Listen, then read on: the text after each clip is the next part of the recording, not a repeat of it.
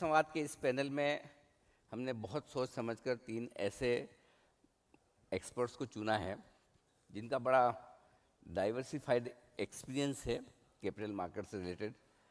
Saurabh Mukherjee sir, आप सब लोग जानते पहचानते हैं। हिंदुस्तान के बाजारों पर उनकी जितनी गहरी पकड़ है उतनी ही वो ग्लोबल मार्केट्स पे भी बहुत गहरी पकड़ रखते हैं। जितने उन्हें समझ स्टॉक्स की है उतनी मैक्रो इकोनॉमिक फैक्टर्स की भी है।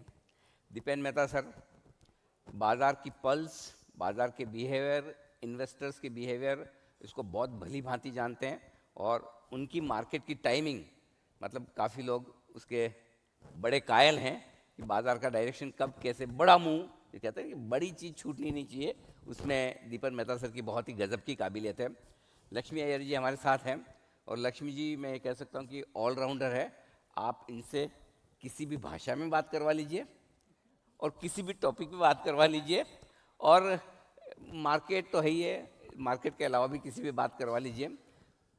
मार्केट के अलावा पर्सनल फाइनेंस में आप उनसे डेट पे बात कर लें, गोल्ड सिल्वर पे बात कर लें, आप इक्विटी पे कर लें, जो चाहें जिस एसेट क्लास पे वो बहुत ही गहरी पकड़ रखती है। तो आइए इस बेहतरीन पैनल का करते हैं शुभारंभ।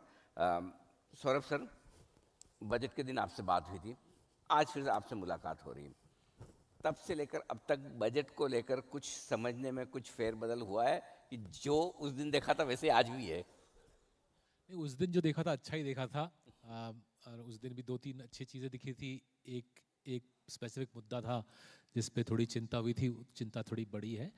मोटा मोटी पिक्चर वैसी, जस्ट टू क्विकली समराइज, मुझे लगा था कि एफएम ने काफ़ी साहस दिखाया एसटीटी बढ़ा के। एंड मैं कुछ महीनों से बोल रहा था कि इसकी ज़रूरत है, क्योंकि मुझे चिंता हो रही थी कि जिस पैमाने पे एफएनओ वॉल्यूम्स बढ़ रहे हैं, और जब मैं ट्रैवल कर रहा था इंडिया के छोटे शहरों में, मुझे दिख रहा था कि जो छोटा निवेशक है वो भारी पैमाने पे पैसा लूज़ कर रहा है।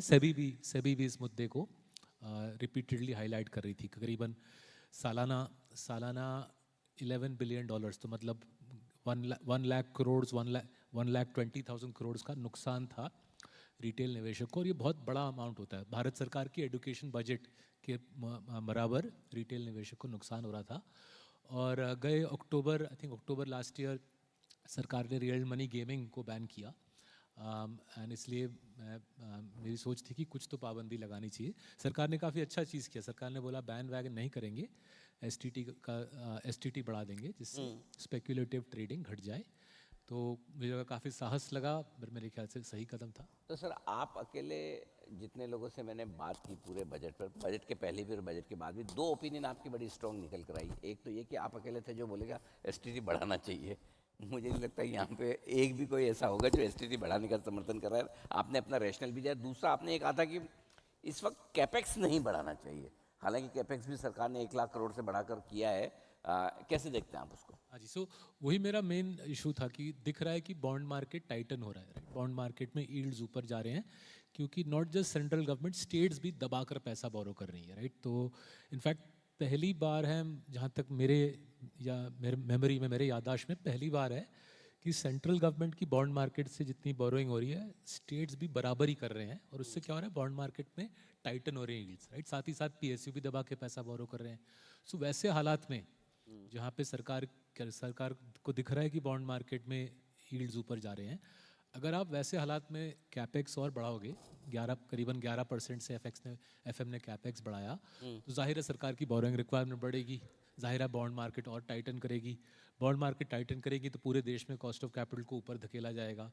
तो ऐसे माहौल में जहाँ पे प्रयास ये है कि प्राइवेट सेक्टर कैपेक्स को प्रोत्साहन दिया जाए, प्राइवेट सेक्टर कैपेक्स को बढ़ाया जाए, तो मुझे थोड़ा सा समझ नहीं आया कि कैसे हम इस मुद्दे पे हम अलाइन करेंगे।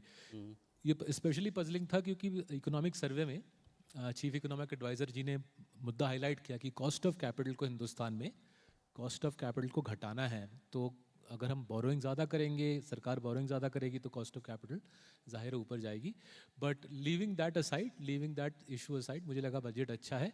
और सबसे इंट्रीगिंग लगा, सबसे दिलचस्प लगा, अनाउंसमेंट की पैनल बनाई जा रही है, हाई लेवल कमेटी बनाई जा रही है बैंकिंग सिस्टम में रिफॉर्म्स के बारे में सोचने के लिए। मेरे बहुत दिलचस्प लगा, क्योंकि मुझे लगा कि ये शायद इशारा है कि रैपिड रेट से पीएसयू बैंक्स में या बैंकिंग सेक्टर में जनरली विदेशी कैपिटल को आने देंगे। आई थिंक आज के डेट में एक लिमिटेशन है, आई थिंक PSU बैंक्स में विदेशियों की निवेश शायद 20% से ज़्यादा राइट। हो नहीं सकती। तो अगर उस 20 के नंबर को मानिए 50, 60, 70 कर दिया जाए, मेरे ख्याल से बहुत सारा फॉरेन मनी बैंकिंग सिस्टम में आएगा। तो उम्मीद है कि ये जो हाई लेवल कमेटी की घोषणा की गई है, ये फटाफट काम करेगी। और विदेशी मुद्रा जो FII की बात आप कर रहे थे अनिल जी, उम्मीद है कि अगले 1 साल में विदेशी पैसा इंडिया आएगा। मेरी जो विदेशियों से बात हुई है कि मुझे लगता है कि काफ़ी बड़ा स्ट्रॉन्ग फॉरेन इंटरेस्ट रहेगा ओके। PSU बैंक्स में पैसा लगाने के लिए।